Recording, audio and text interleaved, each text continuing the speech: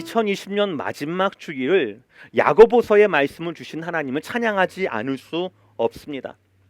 제 개인적으로 생각할 때 야고보서에 기록한 저자 야고보 사도 예수님의 친동생이시거든요. 저는 이분을 세상에서 예수 믿기 제일 힘든 사람, 거의 예수 믿기 불가능한 사람이라고 저는 그렇게 생각을 해요. 친동생이었으니까요. 그래 실제로 복음서를 보면 이 야고보는요, 예수님의 공생의 기간 동안 되도록 예수님을 외면하려고 합니다. 겹치지 않으려고 합니다. 심지어 예수님을 미친 사람이라고 평가하기까지 했습니다.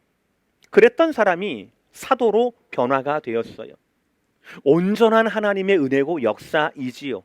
형님을 하나님의 아들로 메시아로 부르게 된 변화가 일어나게 됐던 겁니다. 그러니 야고보 사도의 메시지는 굉장히 날카롭습니다. 애매모호하지 않아요. 둘러 말하지 않습니다. 아마도 사도 야고보 자신이 아주 극한 상황에서 예수님을 그리스도로 믿었던 분이기 때문에 아마도 그의 메시지도 그의 백그라운드처럼 명확한 것 같아요. 그래서 오늘도 우리에게 말씀합니다. 종말을 살아가는 성도들에게 있어서 세 가지 꼭 붙잡고 놓치지 말아야 할 실천적인 과제를 말씀하고 있다라는 거예요.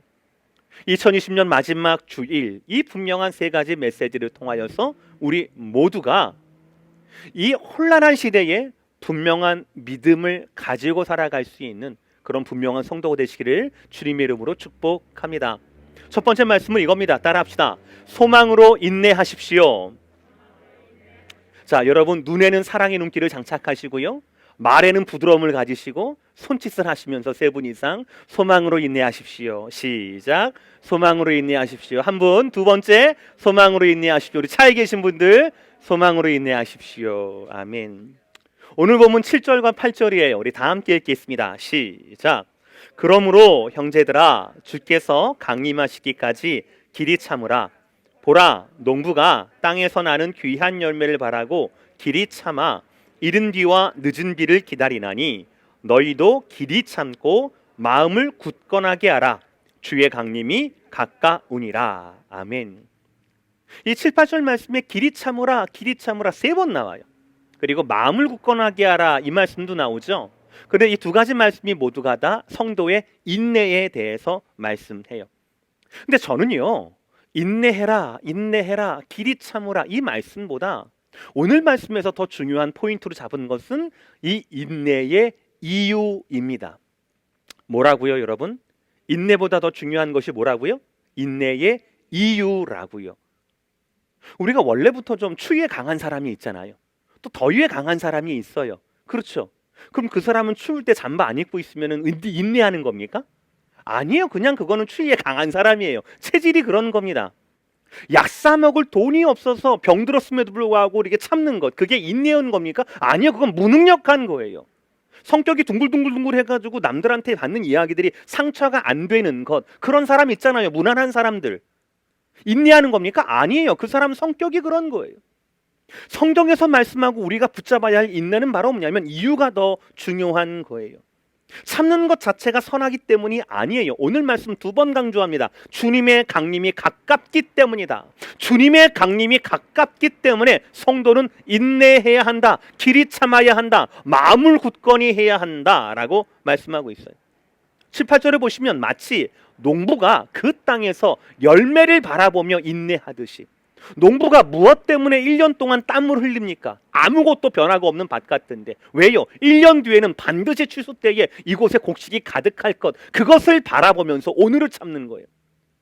농부의 소망이 분명합니다. 이 열매들의 소망도 있어요. 이른 비와 늦은 비를 기다리는 거예요. 메말라 보이지만 언젠가는 하나님이 약속하신 이른 비를, 언젠가는 하나님께서 부어주실 늦은 비를 기다리는 거예요. 그것만 있으면 내가 싹을 낼 수가 있거든요. 내 생명이 움틀 수가 있거든요. 이것을 바라보며 인내하는 겁니다. 성도도 마찬가지예요. 이리 치이고 저리 치이고 팬데믹 때문에 울렁울렁거리고 무서운 뉴스 나면 무서워하고 화나는 뉴스 나면 화를 내버리고, 이런 것이 성도가 아니라는 거예요. 그 가운데에서도 정중동, 우리가 바라봐야 할 것, 우리 소망과 인내의 분명한 이유가 있어야 한다. 그것이 무엇이냐? 주님의 강림하심이라는 거예요. 주님의 강림하심이에요. 주님이 오시기 때문에, 그 이유 때문에 우리가 오늘을 참고 주님을 더욱더 기다릴 수가 있게 된다라는 거예요.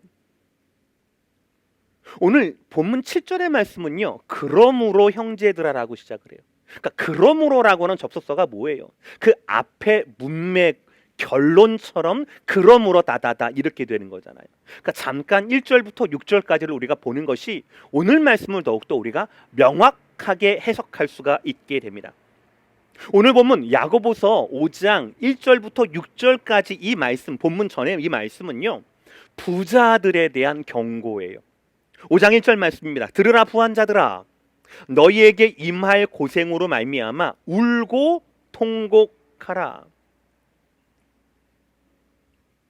부자들이 울고 통곡할 것이다. 그 이유가 네 가지예요. 3절을 보시면 그들은 말세의 재물을 쌓았어요. 4절을 보시면 그들은 추수한 품꾼에게 이미 일을 했는데 약속한 값을 주지 않았어요. 속인 거죠. 5절을 보시면 사치하고 방종했습니다. 6절을 보시면 의인을 정죄하고 죽였기 때문이다라는 거예요. 그들이 부자이기 때문에 멸망당하거나 화를 당할 것이 아니라 불의한 부자이기 때문에 라고 하는 거예요. 이런 불의한 부자들은요, 물질이, 돈이 삶의 소망이고 그것이, 자기가 가진 그것이 영원할 것이라고 믿었어요. 그랬기 때문에 그들은 그 재물을 취하기 위해서 사람이나 의인이나 아무거나 아무것도 없이 그냥 수단과 방법을 가르지 않고 돈만을 긁어 모았던 불의한 사람들이에요. 그러나 그들이 믿었던 그 소망이, 그들이 수고했던 그 이유가 맞는 겁니까? 재물이 영원한 겁니까? 아니에요. 우리 7절 말씀, 그러므로 형제들아 주께서 강림하시기까지, 그렇지 않다라는 거예요. 물질은 영원하지 않다라는 겁니다. 왜입니까? 물질이 썩으니까요? 아니에요. 주가가 떨어지니까요? 아니에요. 주님이 오시기 때문에 그렇다라는 거예요. 주님이 오시고 난 다음에 내가 가졌던 물질은 아무것도 아니라는 거예요. 이처럼 영원하지 않는 것이 어떻게 우리에게 소망이 될 수 있습니까? 소망이 될 수가 없다라는 거지요. 주님이 오시는 그날이 되면 말세에 재물을 쌓아놓고 베풀지 않은 것에 대한 심판을 당하게 될 것입니다.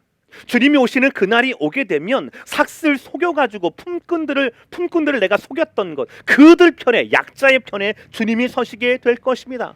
그때가 되면 사치와 방종의 대가를 내가 받게 될 것입니다. 그때가 되면 부자들이 재물을 위해서 무시하거나 죽였던 의인들의 외침과 그 핏값을 치르게 될 것입니다. 그날이 오면, 즉 주님의 강림하심이 오게 되면 불의한 부자들은 심판의 대상으로 되는 것이고, 저와 여러분의 인내는 이른 비와 늦은 비처럼 열매를 맺게 되는 이유가 바로 주님의 강림이라는 겁니다.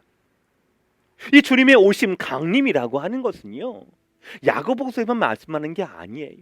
성경의 마지막 책 요한계시록 마지막 장 22장에도요, 하나님은 마지막까지 거듭 주님이 오시게 될 것이라는 것을 우리에게 약속하십니다.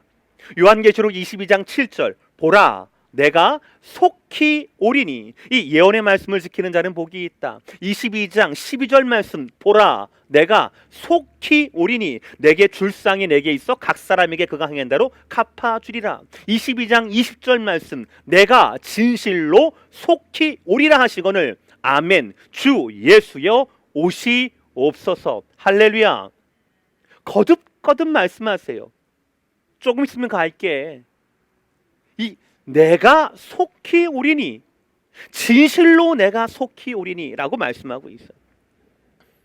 여러분, 오늘 야고보서 5장이 뭐라고 말씀하고 있습니까? 먼저 1장부터 6장까지 나오는 불의한 부자들은요, 사실 우리가 매번 뉴스에서 보던 그 사람들의 모습이에요. 이들은 재물을 베풀기보다 재물을 쌓아둡니다. 왜요? 재물이 소망이고 재물이 권력이니까요. 심지어는 쌓아둔 재물을 통해서 정치 권력을 사게 됩니다. 그리고 제도까지 자기에게 유리하게 바꿔놔요. 그렇게 돈과 권력을 가지고 있으면서 아무도 들어오지 못하고 무너지지 않을 것 같은 견고한 성을 쌓아놓고 있어요. 그 안에서 마음껏 사치하고 방종하며 때로는 의인들을 무시하고 정죄하고 핍박합니다. 그것이 오늘의 부자의 모습이에요. 2000년 전부터. 그러나 중요한 건 이겁니다. 그러나 그들은 그렇게 한다 하더라도 우리는 달라야 한다라는 거예요. 그들은 1절부터 6절까지 그렇게 한다 하더라도 우리는 7절과 8절처럼 소망으로, 말씀으로 속히 오신다라는 예수 그리스도의 강림을 소망으로 삼아서 오늘을 인내해야 한다. 추수를 기다려야 한다. 이른 비와 늦은 비를 기다려야 한다. 왜입니까? 주님이 강림하시기 때문에 그렇다라는 겁니다. 두 번째 말씀, 우리가 가져야 할 소망을 방해하는 것이 있어요. 그것을 원망이라고 하는데요. 소망을 방해하는 원망을 멀리해야 한다라는 거예요. 우리 아까 첫 번째 말씀은 우리 서로 사랑의 눈길로 서로에게 했죠. 두 번째 말씀은 스스로에게 다짐을 하세요. 이렇게 따라합시다. 소망을 방해하는 원망을 멀리하겠다. 시작. 소망을 방해하는 원망을 멀리하겠다. 개인을 향하여서는 7, 8절에 주님이 인내하라 라고 말씀하세요.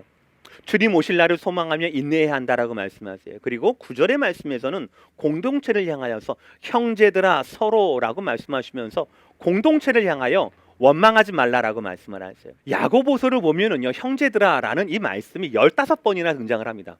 여기에서 형제들아 서로 원망하지 말라라고 하셨잖아요. 자, 그럼 이 서로가 누구인가? 이 공동체가 누구인가? 두 가지 의견이 있습니다. 첫 번째는 1절부터 6절까지 있었던 부자와 7, 8절에 있는 가난한 사람, 부자와 가난한 사람이 서로일 것이다 라고 말하는 분들이 있어요. 또 어떤 분들은 아닐 거야. 아마 대부분이 가난한 분들이었으니까 이 가난한 자들 안에서의 서로일 거야 라고 말하는 분들도 있어요. 그러나 뭐 상관없습니다. 만약에 전자의 경우 부자와 가난한 자라고 한다라면 더 맞는 거예요. 뭐냐면 부자와 가난한 자가 공동체 같이 있으면은요, 그리고 내 가난한 사람이에요, 내가. 그러면 내 가난의 이유를 우리는 어디에서 탓합니까? 저놈들 때문이라고 얘기해요. 저 부자들 때문에 내가 더 가난해지고 있어. 이건 제도적인 문제야. 이건 기울어진 운동장이야 라고 우리는 생각하고 원망하기 쉬워요. 또 같은 가난한 사람이나 마찬가지예요. 우리가 현실이 잘 풀리지 않을 때 우리가 당하는 고통의 책임을 우리는 다른 사람에게 전가하는 편한 방법을 잘 알고 있습니다. 이것이 바로 소망을 방해하는 원망이라는 거예요. 지금 팬데믹 상황인 그래요. 우리 힘으로 어쩔 수 없는, 어떻게 할 수 없는 일이 벌어지고 있어요. 어디에서부터 시작했는지, 어디부터 손을 대야 할지, 언제까지 이어질지 아무도 모릅니다.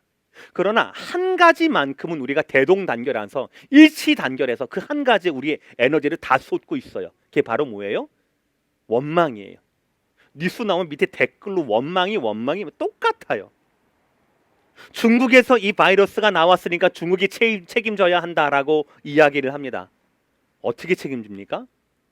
유엔에서 중국이 손들고 야 우리 책임이에요, 배상하겠습니다라고 하면 그게 그 순간 끝이 납니까? 잘 들으세요. 원망은요 해결의 과정이 아닙니다. 편하니까, 원망밖에 할 수 없으니까 그냥 욕하고 마는 거예요. 배설하고 마는 겁니다. 또 이러한 원망은 어떠한 결과도 기대할 수가 없습니다. 속이 시원해지지도 않아요. 더 두렵고 더 혼란스럽습니다. 다만 한 가지 원망이 확실한 결과를 낳는 것이 있어요. 바로 우리 안에 소망을 죽여버려요. 첫 번째 대지에서 저와 여러분 성도의 소망이 무엇이라고 했습니까? 우리가 왜 인내해야 된다고 했어요? 주님이 강림하시니까, 주님이 가까이 오시니까, 주님의 발걸음이 내가 들려야 돼요. 우리는 기도할 때마다, 예배할 때마다.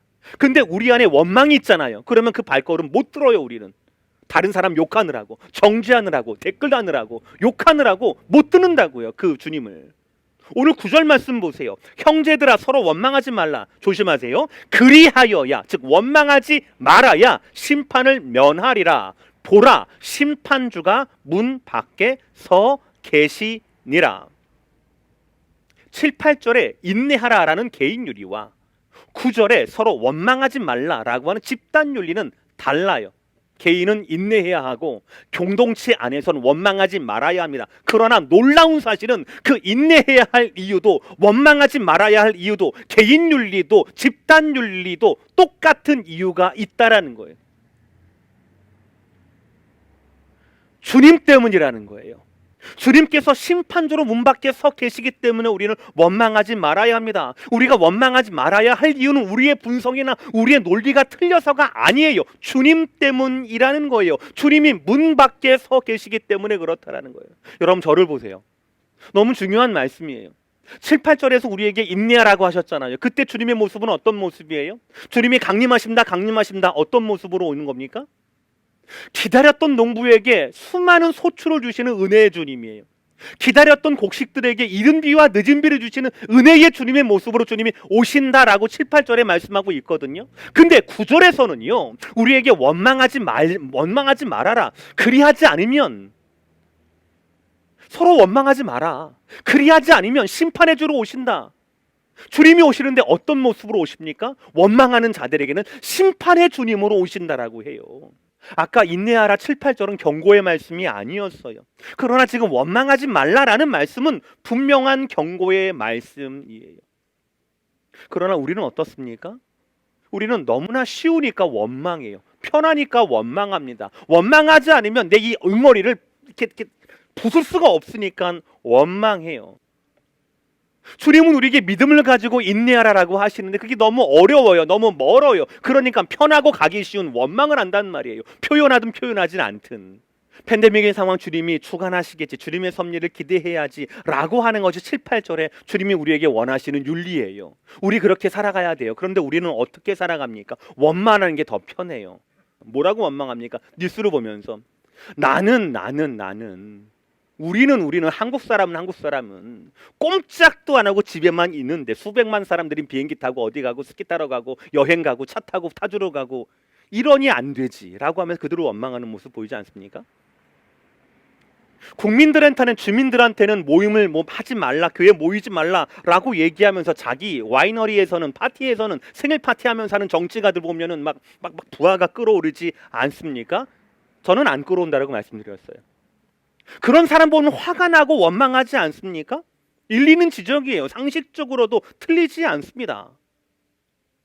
그러나 중요한 거는 성경이 그것을 정당화하지 않는다라는 거예요. 맞는 말 했어. 욕먹었어 라고 성경은 우리의 편을 들지 않는다라는 거예요. 이게 중요한 거예요. 하나님은요, 그의 자녀들이 누군가에게라도 그 마음 가운데 원망과 미움을 품는 것, 그것을 허락하지도 용서하지도 않는다라는 거예요. 산상수훈의 주님의 말씀입니다. 마태복음 5장 23, 24절. 이러므로 예물을 제단에 드리려다가 거기서 내 형제에게 원망 들을 만한 일이 있는 것이 생각나거든 예물을 제단 앞에 두고 먼저 가서 형제와 화목하고 그 후에 와서 예물을 드리라. 하나님은 예물을 들고 예배를 향한 우리의 발걸음보다 원망과 미움이 있는 그것을 향한 형제들을 향한 우리의 발걸음을 더 기뻐하신다. 왜입니까? 그렇지 않으면 미움이 우리 마음 가운데 있는 한 미움의 마음으로 예배라는 행위를 한다 하더라도 주님은 심판의 주님으로 우리 문 밖에 서 계시기 때문이다라고 말씀하고 있습니다. 사랑하는 성도 여러분, 분명히 말씀드립니다. 우리는 그리스도인으로 살고 그리스도인답게 죽어야 합니다. 그것이 삶의 비전이라고, 그것이 내 삶의 영광이라고 노래하는 사람들이 바로 저와 여러분입니다. 없어질 재물과도 같은 헛된 소망에 두었다가 실망하고 실망 때문에 또 원망하고 이런 뻔한 세상의 어두움에 되풀이 되어 지치고 결국에는 소망을 잃어버리고 인생을 낭비하게 되는 이 쳇바퀴과도 같은 이 세상의 반복에 말려들어서는 안 됩니다. 2000년 전에도 지금도 세상은 악으로 가득합니다. 고난이 가득합니다. 부조리가 판을 칩니다. 그럼에도 불구하고 그리스도 개인은 인내해야 합니다. 그럼에도 불구하고 그리스도의 공동체는 서로에 대한 원망을 금해야 합니다. 우리는 세상보다 물질보다 주님이 오실 것을 기대하며 거기에 소망을 둬야 하는 거예요. 그것이 믿는 자의 삶의 방식이라는 겁니다. 오늘 말씀의 결론이에요. 세 번째, 주께서 주신 결말이 저와 여러분의 소망이 된다라는 겁니다. 여러분 혹시 코로나 블루라고 하는 단어를 들어보셨습니까? 우리나라 말로 번역을 하면 코로나 우울증 정도로 번역이 될 것 같습니다. 장기화된 이 팬데믹 상황 때문에 우리 정신 건강에도 이상이 생긴다라는 것이에요. 안타깝게 미국에서만 지금까지 코로나 19 바이러스 때문에 돌아가신 분이 30만 명이 넘는다라고 이야기를 해요. 제가 어느 신문 기사를 읽으니까 더 걱정되는 것은 바로 뭐냐면 그 30만 명의 사망자들의 유족들이라고 얘기합니다. 30만 명의 유족들이니까 뭐 수백만 혹은 수천만이 될 수도 있겠지요. 근데 그분들이 정서적으로 너무나 긴 기간 동안에 슬픔 가운데 눌려 있어서 회복이 되지 못한다라는 거예요. 그래서 그 전보다도 약을 찾는 이 정신적인 약을 찾는 분들이 10%가 늘었다라고 이야기를 합니다.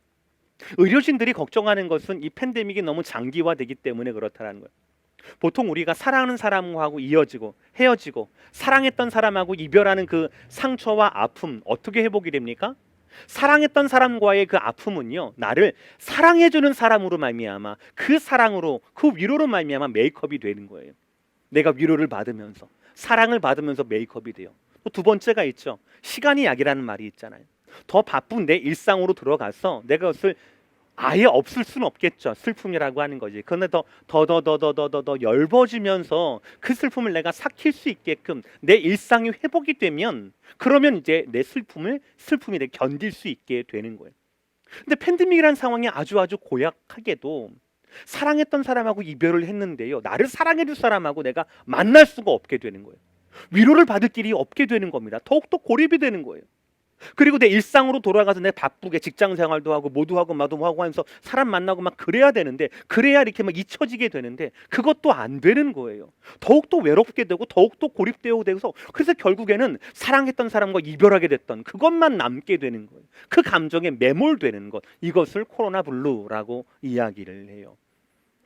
이 코로나 블루는 이 유족들에게만 해당되는 게 아니에요. 의료진들에게도 해당이 된다라고 합니다. 코로나 19 가운데 우리가 항상 의료진들을 위해서 우리 자녀를 위해서 기도를 하는데요. 더 기도해야 합니다. 왜냐하면 이 의료진들이요. 죄책감에 시달린다라고 해요.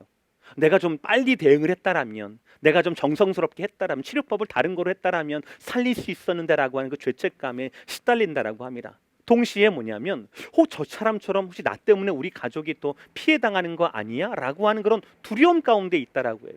늘 이 죄책감과 두려움 가운데 노출되다 보니까 이 무게가 너무 무거운 거예요. 그래서 의료 종사진 중에서요, 팬데믹 이전보다 팬데믹 이후에 정서적일 뿐만 아니라 신체적으로도 저하 기능을 가지고 있고 그것을 레포트하는 사람이 26% 이상이 되었다라고 증가했다라고 이야기를 합니다. 이것이 2020년 마지막 주일 예배를 드리고 있는 저와 여러분의 현실이에요. 이게 우리의 현실이에요. 분명히 하나님은 오늘 말씀을 통하여서 성도 개인은 인내해야 한다. 그리고 성도들의 공동체인 교회는 누구든지 원망하면 안 된다라고 얘기하자면요, 인내하기 너무너무 어렵고요, 원망하기 힘든, 원망하지 않을 수 없는 그런 벽이 막힌 그런 상황 가운데 저와 여러분이 살고 있다라는 거예요. 그러나 하나님은 그런 가운데 너무 답답하고 막막한 우리 가운데 누구를 인도하시냐면 인내의 롤 모델로 우리를 인도하셔요. 11절 말씀 다 함께 보겠습니다. 11절 시작. 보라, 인내하는 자를 우리가 복되다 하나니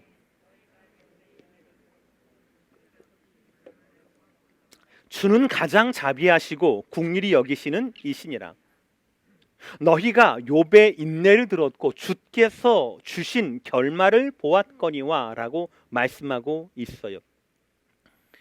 분명히 말씀입니다. 주께서 주신 결말을 보았다. 이것이 바로 교회의 결말이래요. 그리고 이것이 우리의 결말이 되어야 한다라고 말씀합니다. 근데 여러분, 욥의 결말을 누가 주셨다라고 말하고 있습니까? 주께서 주신 결말이라고 말씀하세요. 욥이 만들어낸 거 아니에요. 욥이 무던하고 성격이 좋아서 믿음이 좋아서 신앙이 좋아서가 아니었어요. 성경을 자세히 보면은요, 욥이요 그 세 친구들에게 따박따박 말대답하는 게 나와요. 욥이 하나님께도 원망하고 불평하는 게 나옵니다. 자기 생일을 저주하는 그런 모습도 나와요. 욥도 인간이에요. 그럼에도 불구하고 욥의 결말을 주님이 왜 주셨는가? 욥은 끝까지 하나님에 대한 인내했어요. 하나님을 만날 때까지 그는 버텼어요. 그것이 바로 욥의 믿음이었고 욥의 인내였어요. 이것이 바로 중요한 것이었어요. 우리가 흔히 알기로 고난을 다 이겨내고 인내를 닦고 난 다음에 욥이 주님께 받은 결말이 맞아. 잃어버린 물질을 2배나 더 회복이 되었어. 보상해 주셨어. 라고 생각할 수 있어요. 물론 맞습니다. 그런 육적인 소유 또한 내 자녀 또한 하나님의 회복 가운데 우리가 하나님 만나면 주시는 회복 가운데 주님이 주시는 결말 가운데 하나는 맞아요. 그러나 진정한 결말은 그게 아니에요. 주님이 주신 진짜 결말은 재산이나 자녀들이 아니었어요. 무고한 고난 가운데 비참한 버림받음 가운데 친구들의 정죄를 끝까지 인내해낸 후에 주께서 주셨던 욥의 인내의 결말은 바로 뭐냐면 욥을 찾아오신 하나님 자체였다라는 거예요. 욥을 찾아오신 하나님 자체였어요. 욥의 고백입니다. 욥기 42장 5절의 말씀. 내가 죽게 되하여 귀로 듣기만 하였사오나 이제는 눈으로 주를 배옵나이다. 사랑하는 성도 여러분, 이것이 욥에게 주셨던 주님의 결말이었습니다. 더 깊어진 하나님과의 교제, 또한 이것이 저와 여러분의 인내의 결말이어야만 합니다. 우리가 바라봐야 할 소망이 바로 여기에 있어요. 그 38장까지 욥이 얼마나 답답했겠습니까? 원인을 알 수 없는 고난 가운데 얼마나 답답하고 원망스럽겠어요. 그리고 하나님 보게 된 거잖아요. 그러니까 따다다다닥 이렇게 쏟아부을 수 있는 거잖아요. 근데 욥은 그렇게 하지 않았어요. 하나님 만나자마자 내가 이제 눈으로 주님 뵙습니다라고 말하고 42장 6절 말씀. 그러므로 내가 스스로 거두어드리고 티끌과 제 가운데서 회개하나이다라고 말씀하고 있어요. 스스로 거두어드린다라는 말은 바로 뭐냐면 자기 부인이에요. 지금까지 내가 했던 말, 노래, 고통 때문에 하나님께 하였던 그 하소연과 원망과 불편, 이 모든 것들을 부인하고 내가 회개한다라는 고백이 하나님 만나고 난 다음에 욥의 고백이었습니다. 주님이 주신 욥의 결말이 뭐라고요? 그저 존재 등장만으로, 하나님의 등장만으로 욥은 온전히 위로받고 완전히 회복하게 되는 거예요. 이것이 바로 주님이 주신 욥의 결말이었습니다. 하나님의 임마누엘 때문에 하나님을 만나게 되는 것에서 더 깊고 더 넓은 하나님과의 풍성한 교제, 하나님과의 만남으로 말미암아 모든 것이 위로받고 모든 것이 충만해지고 모든 것이 보상을 받는 그 관계, 하나님과의 관계, 하나님과의 만남, 이것이 주님이 인내하는 자들에게 주시는 결말이고 저와 여러분이 소원해야 하는 우리가 이 땅을 인내하며 살아가는 이유라는 겁니다. 2020년 첫 시작을 말씀으로 마무리하고 말씀으로 시작하시기를 바랍니다. 왜냐하면 우리가 인내해야 할 이유가, 원망하지 말아야 할 이유가, 우리가 욥의 결말을 바라봐야 할 이유가 바로 하나님의 말씀에서 시작되기 때문에 그렇습니다. 하나님 말씀 붙들고 2020년 잘 해오셨습니다. 2021년에도 하나님의 끌어당기시는, 성령님의 밀어주시는, 우리 안에 운행하시는 그 말씀의 운동력을 통하여서, 살아 움직이는 운동력을 통하여서 앞으로 한 걸음 주님이 원하시는 데까지 나아갈 수 있는 우리 모든 오렌지 카운티 제2잔혹의 모든 성도가 되기를 주님의 이름으로 축복합니다.